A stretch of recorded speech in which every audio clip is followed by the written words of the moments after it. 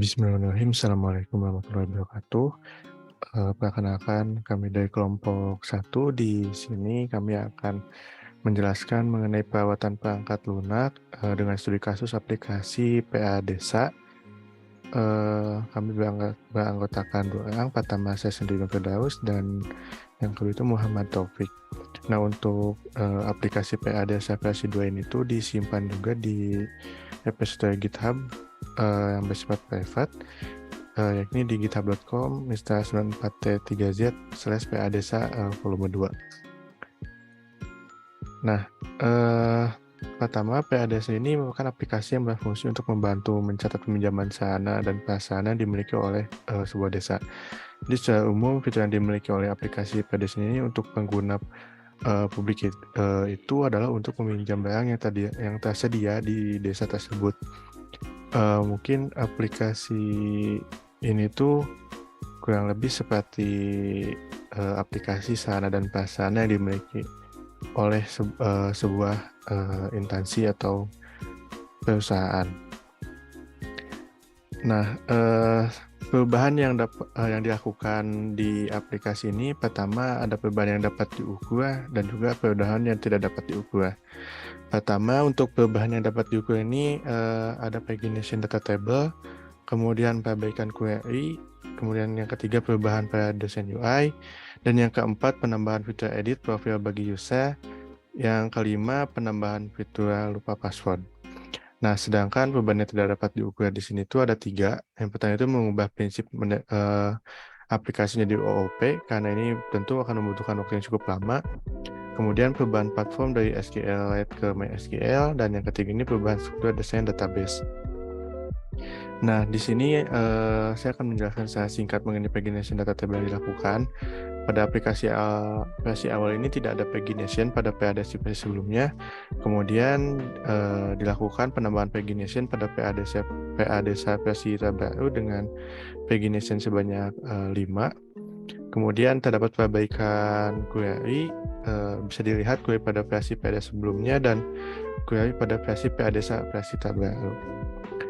Nah, kemudian perubahan juga dilakukan pada desain UI-nya, yang mana pada versi sebelumnya ini PA Desa belum memiliki desain sistem pada aplikasinya, sedangkan pada versi di sini tuh dibuatkan sebuah desain sistem dan juga logo yang digunakan pada aplikasi PA Desa ini.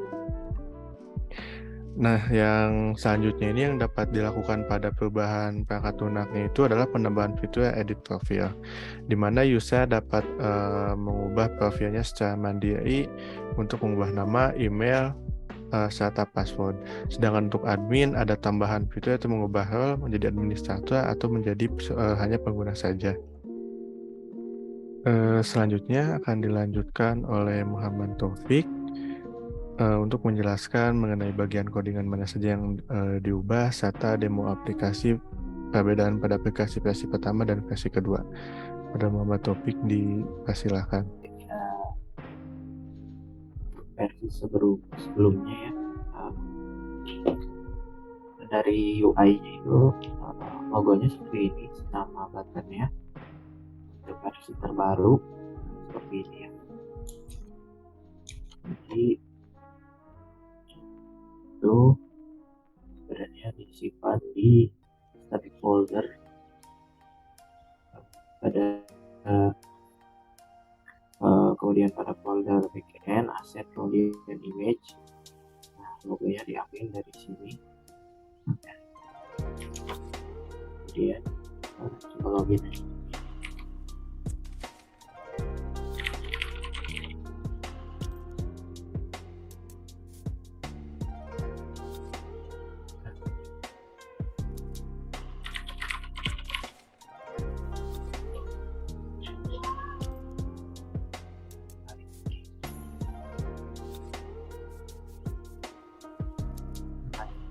Untuk versi sebelumnya ya, logonya masih yang dulu.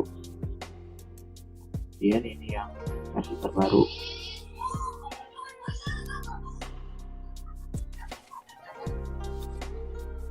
Kemudian untuk versi sebelumnya ya, tidak ada pagination. Karena kalau misalnya kita nambahin data, misalnya pinjam.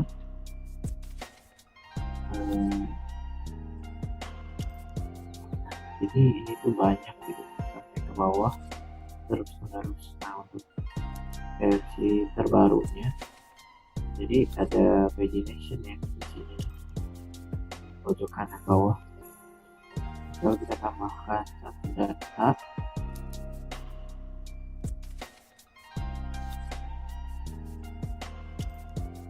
jadi itu di limit per paginationnya cuma nampilin 5 data. Ini untuk halaman pertama, kemudian ini untuk halaman kedua. Kita lihat itu. Jadi itu untuk pagination-nya. Kemudian mungkin untuk perubahan query ya bisa dilihat ada repository. Nah, di sini tuh ada halaman dashboard. Dashboard tuh di sini ya. Jadi untuk perubahan query-nya seperti ini. Jadi kita tambahin 5 page. Tiap page per page-nya itu 5 data gitu yang kita pilih. Kemudian untuk perubahan query mungkin pada ini ya.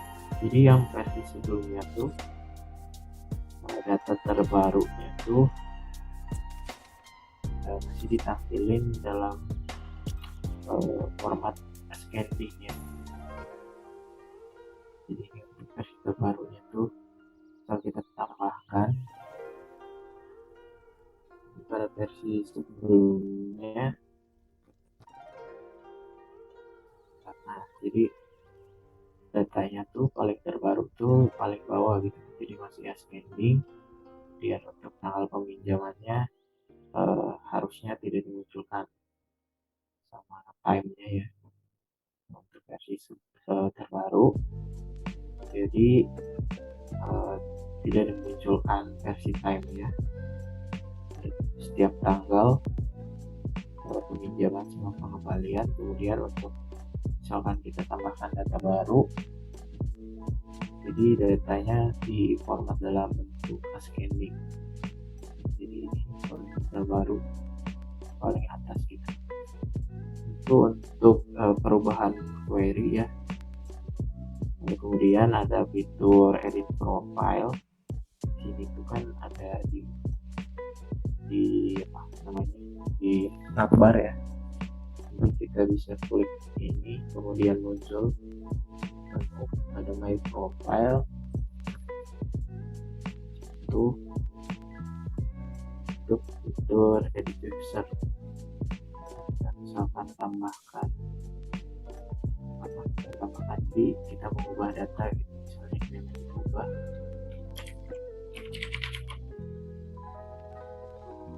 Di passwordnya juga otomatis diubah ya. Scrollnya bisa diubah juga. Kebetulan ini admin. Nah, jadi emailnya berubah ya. Jadinya topik sekarang jadi topik. Itu untuk edit profile ya.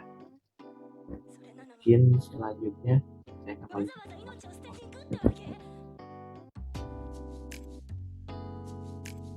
Oke, terima kasih Mas Taufik. Mungkin saya akan menyampaikan kesimpulan pada perubahan aplikasi yang dilakukan pada aplikasi PA Desa versi 2 ini. Terdapat 8 rencana perubahan yang dilakukan, tapi yang terlaksana di sini hanya terdapat 4 rencana perubahan. Yang pertama itu pagination data table, kemudian pabrikan query, perubahan desain UI, dan penambahan fitur edit profil bagi user. Sedangkan terdapat 4 rencana perubahan yang tidak dapat dilakukan.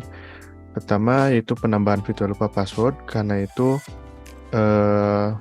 harus dilakukan hosting terlebih dahulu, karena lupa password di sini tuh biasanya akan mengirimkan email reset password ini melalui email pengguna secara otomatis. Kemudian mengubah prinsip aplikasi menjadi OOP, hal ini tidak dapat dilakukan karena waktu yang dibutuhkan cukup lama untuk mengubah seluruh struktur kode. Kemudian perubahan platform dari SQLite ke MySQL juga ini memerlukan waktu yang cukup lama juga. Dan perubahan struktur desain database ini mengikuti perubahan source code keseluruhan juga, sehingga tidak dapat dilakukan karena membutuhkan waktu yang cukup lama. Mungkin itu yang dapat kami sampaikan mengenai perubahan aplikasi pada PADC versi 2 ini. Mohon maaf apabila ada kesalahan. Wassalamualaikum warahmatullahi wabarakatuh.